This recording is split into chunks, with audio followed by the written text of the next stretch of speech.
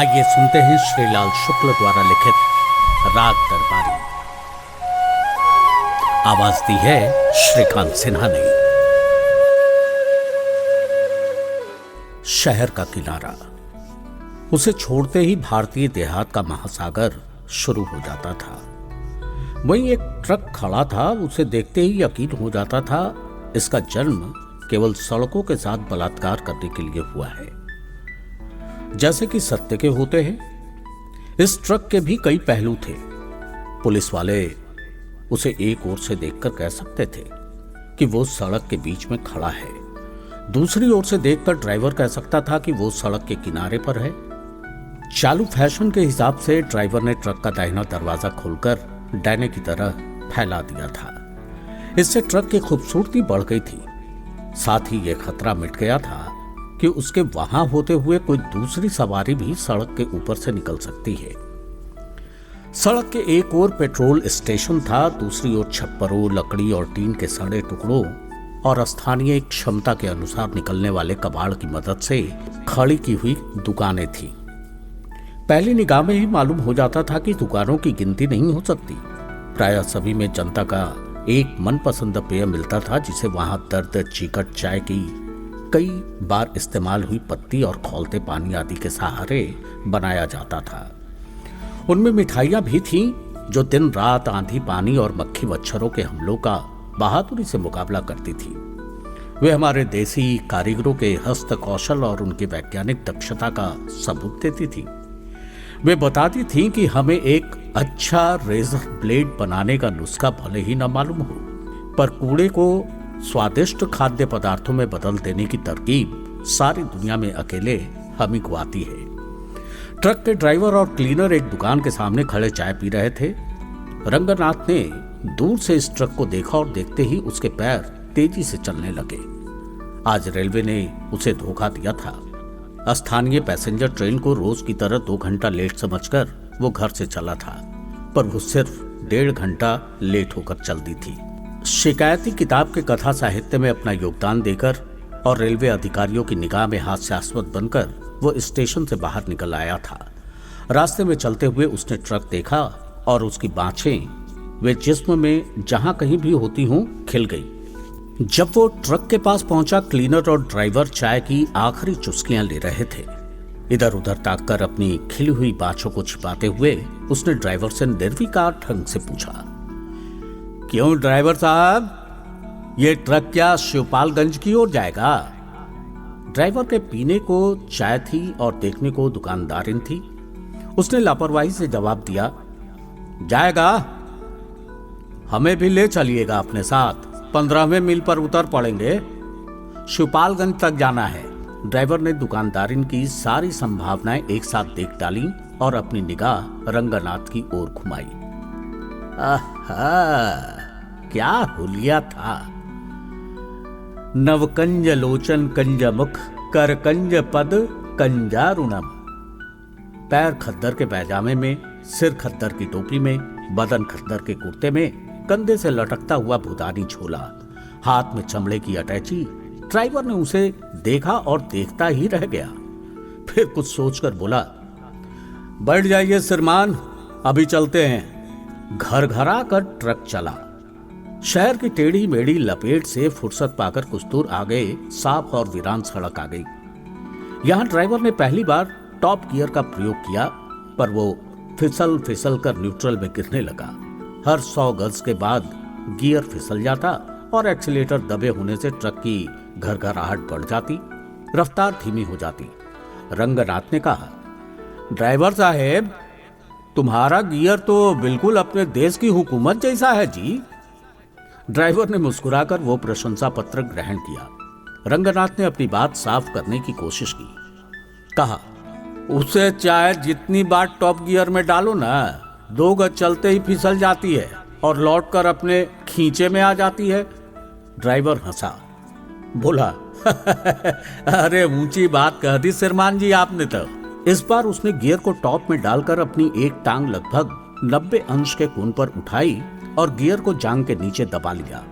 रंगनाथ ने कहना चाहा कि हुकूमत को चलाने का भी यही नुस्खा है, पर यह सोचकर कि बात जरा और ऊंची हो जाएगी, वो चुप बैठा रहा।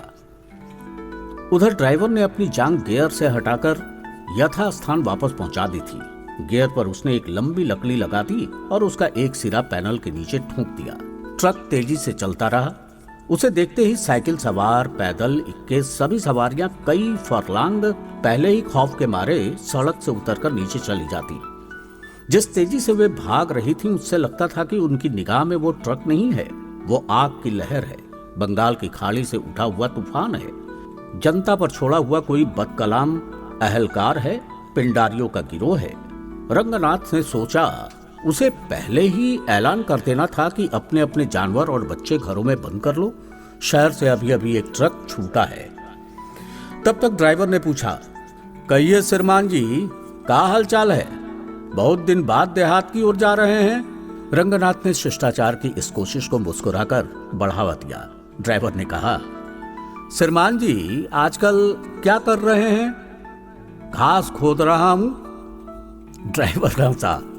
दुर्घटनावश एक 10 साल का नंग धड़ंग लड़का ट्रक से बिल्कुल ही बच गया। बचकर वो एक पुलिया के सहारे छिपकली सा गिर पड़ा। ड्राइवर इससे प्रभावित नहीं हुआ। एक्सीलेटर दबाकर हंसते हंसते बोला, क्या बात कही है, अरे जरा खुलासा समझाइए। कहा तो कि घास खोद रहा हूं, इसी को अंग्रेजी में रिसर्च कहते हैं। पर साल एमए किया था, इस साल से रिसर्च शुरू की है। ड्राइवर जैसे अलिफ लैला की कहानियां सुन रहा हो, मुस्कुराता हुआ बोला, और श्रीमान जी शिवपालगंज क्या करने जा रहे हैं? वहां हमारे मामा रहते हैं, बीमार पड़ गया था, कुछ दिन देहात में जाकर तंदुरुस्ती बनाऊंगा। इस बार ड्राइवर काफी देर तक हंसता रहा। बोला, क्या बात बनाई है श्रीमान जी ने।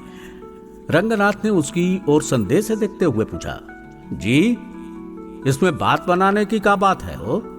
वो इस मासूमियत पर लोटपोट हो गया। पहले ही की तरह हंसते हुए बोला, क्या कहने हैं। अच्छा जी छोड़िए भी इस बात को, अब बताइए मित्तल साहब के क्या हाल है? क्या हुआ उस हवालती के खून वाले मामला का? रंगनाथ का खून सूख गया। भर्राए गले से बोले, जी मैं क्या जानूं, ये मित्तल कौन है?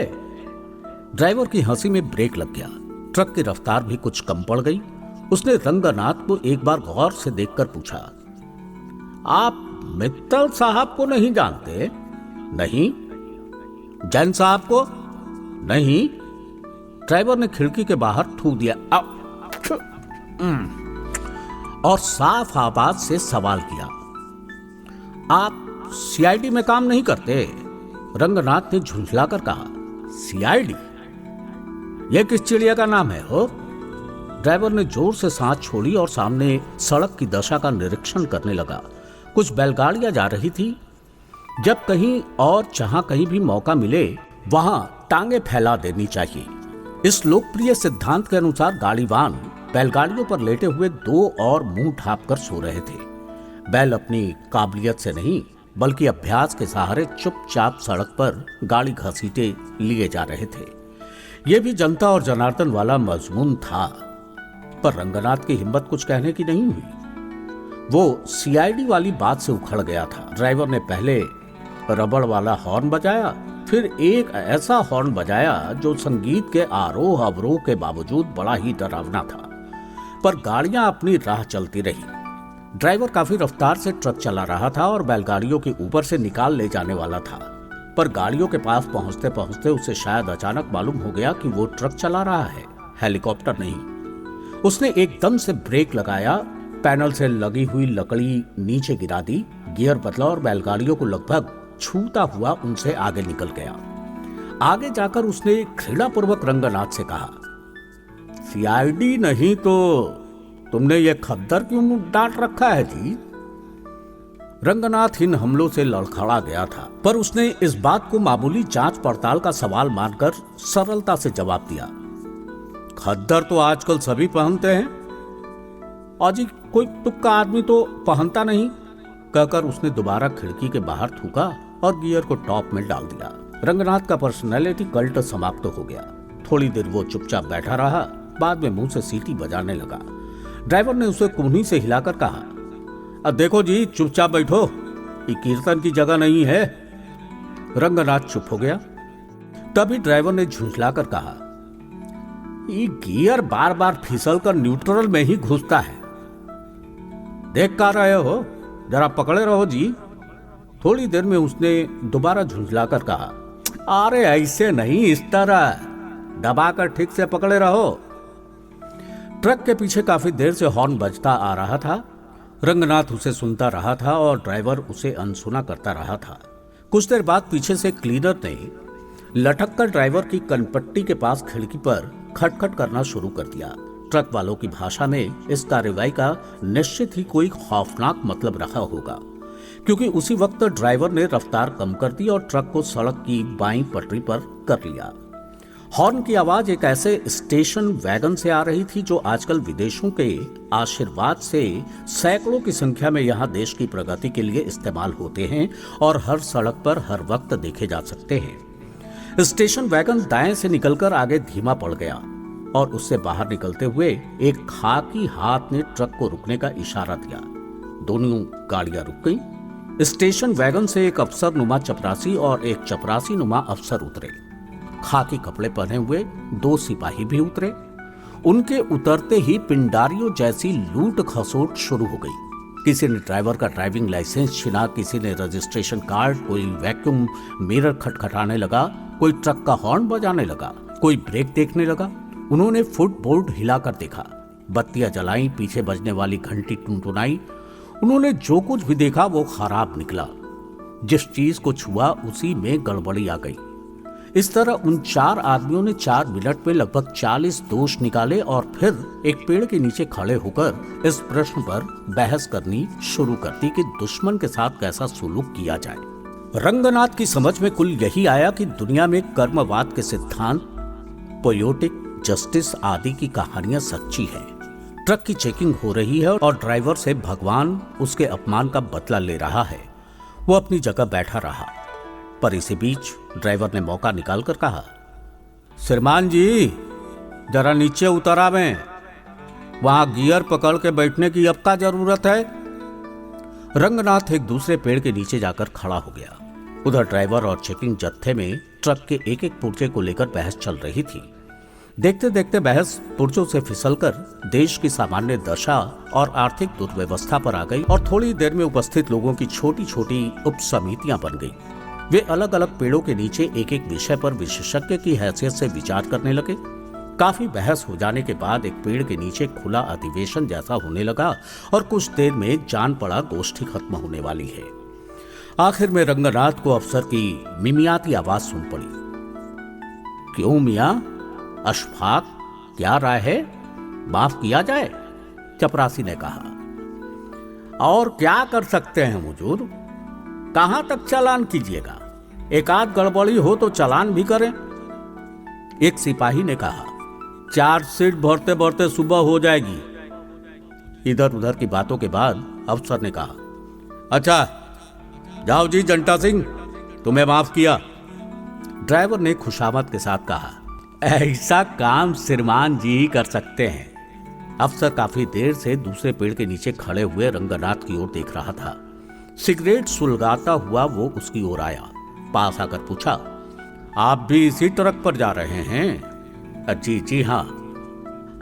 आपसे इसने कुछ किराया तो नहीं लिया है? जी नहीं।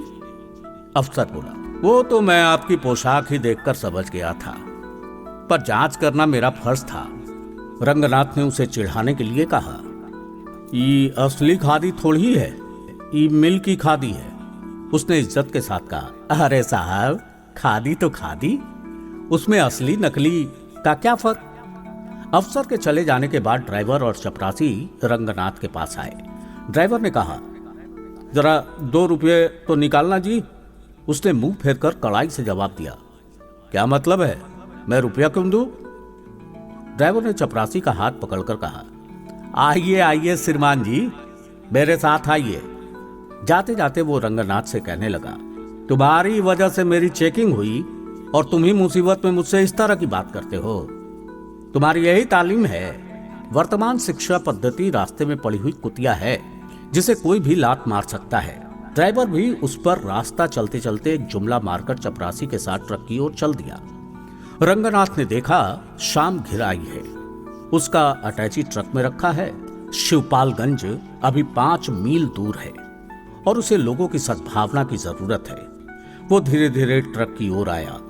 उधर स्टेशन वैगन का ड्राइवर हॉर्न बजा बजाकर चपरासी को वापस बुला रहा था।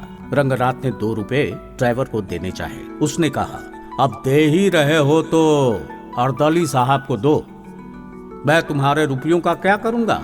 कहते कहते उसकी आवाज में उन सन्यासियों की खनक आ गई जो पैसा हाथ से नहीं छूते, सिर्फ दूसरों को बताते हैं कि तुम्हारा पैसा हाथ का मैल है। चपरासी रुपयों को जेब में रखकर बीड़ी का आखिरी कश खींचकर उसका अधजला टुकड़ा लगभग रंगनाथ के पैजामे पर फेंककर स्टेशन वैगन की ओर चला गया। उसके रवाना हो जाने पर ड्राइवर ने भी ट्रक चलाया और पहले की तरह गियर को टॉप में लेकर रंगनाथ को पकड़ा दिया। फिर अचानक बिना किसी वजह के वो मुंह को गोल गोल बनाकर सीटी पर सिनेमा की एक धुन निकालने लगा। रंगनाथ चुपचाप सुनता रहा। थोड़ी देर में धुंधलके में सड़क की पटरी पर दोनों ओर कुछ गठरियां सी रखी हुई नजर आई। वे औरतें थीं जो कतार बांधकर बैठी हुई थीं। वे इत्मीनान से बातचीत करती हुई वायु सेवन कर रही थी और लगे हाथ मलमूत्र का विसर्जन भी। सड़क के नीचे घूरे पटे पड़े थे और उनकी बदबू के बोझ से शाम की हवा किसी गर्भवती की तरह अलसाई हुई सी चल रही थी। कुछ दूरी पर कुत्तों के भूंकने की आवाजें हुई। आंखों के आगे धुएं के जाले उड़ते हुए नजर आए। इससे इनकार नहीं हो सकता था कि वे किसी गांव के पास आ गए थे। यही था शिवपालगंज।